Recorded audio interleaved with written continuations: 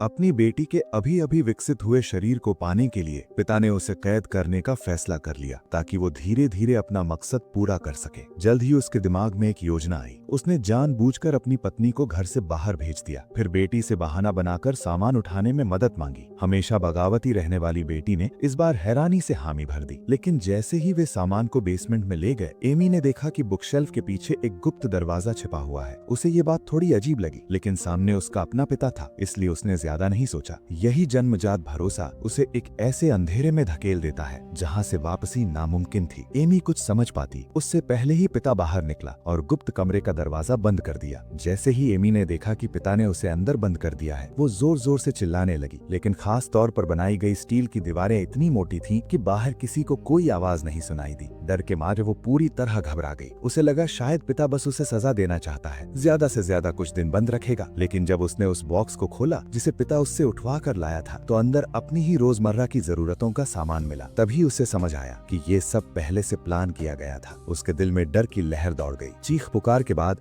उसने दरवाजे का लॉक खोलने की कोशिश की, लेकिन पिता ने उसके बचने का हर रास्ता बंद कर रखा था। यहाँ तक कि अगर 3 बार पासवर्ड गलत डाला जाए तो कमरा अपने आप बिजली काट देता था और हवा देने वाला पंखा भी बंद हो जाता था। इसके बाद उसने एक टॉर्च ढूंढी और वेंटिलेशन पाइप के जरिए मदद के लिए इशारे करने लगी। लेकिन बाहर मौजूद पिता ने आवाज सुनते ही पाइप के मुंह पर कंबल डाल दिया और ऊपर से कबाड़ रख दिया ताकि कोई भी कुछ देख या सुन न सके। रात होते ही पूरा परिवार लिविंग रूम में बैठकर लापता बेटी को ढूंढने की बात कर रहा था। बस पिता ही सोफे पर चुपचाप बैठा रहा। अगला दिन आ गया। एमी ने फिर से पासवर्ड आजमाया, लेकिन नतीजा वही रहा। थक हार कर वो जमीन पर लेट गई और सोचती रही कि पिता ने ऐसा क्यों किया। चौथे दिन जब उसे बाहर फिर से आहट सुनाई दी तो वो खंभे के पीछे छिप गई। जैसे ही पिता अंदर आया, उसने पूरी ताकत से उसे धक्का दिया और बाहर की ओर भागी। उसे लगा अब वो इस शैतान की कैद से निकल जाएगी, लेकिन बाहर एक और स्टील का दरवाजा था जो पूरी तरह साउंड प्रूफ था। वो चाहे जितना भी चिल्लाई, कोई आवाज बाहर नहीं गई। बचने का कोई रास्ता न देख एमी फिर से पिता के हाथ लग गई और उसे दोबारा उसी कमरे में बंद कर दिया गया। इसके बाद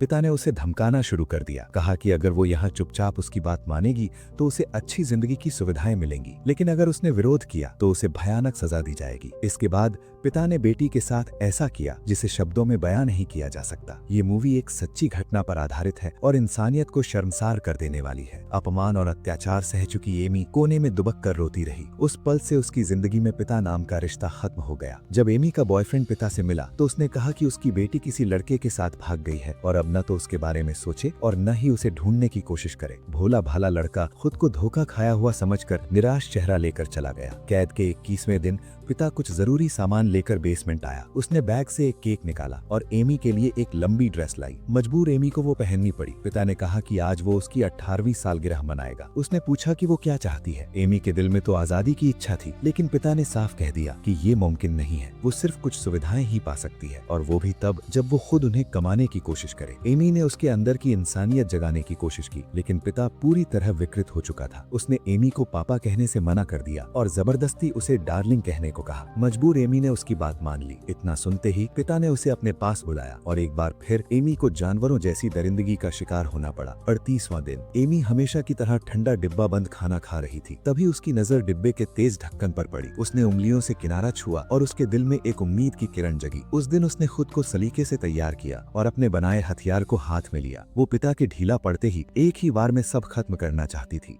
लेकिन सामने वाला सब भाप चुका था। उसने लड़की को पकड़कर जमीन पर पटक दिया और इसी तरह बिना एहसास हुए एक पूरा साल बीत गया। जो कमरा पहले सिर्फ नहाने की जगह था, अब पूरी तरह भर चुका था, और इसका मतलब था कि एमी अनगिनत बार यातनाएं सह चुकी थी। वो एक मासूम लड़की से गर्भवती औरत बन चुकी थी।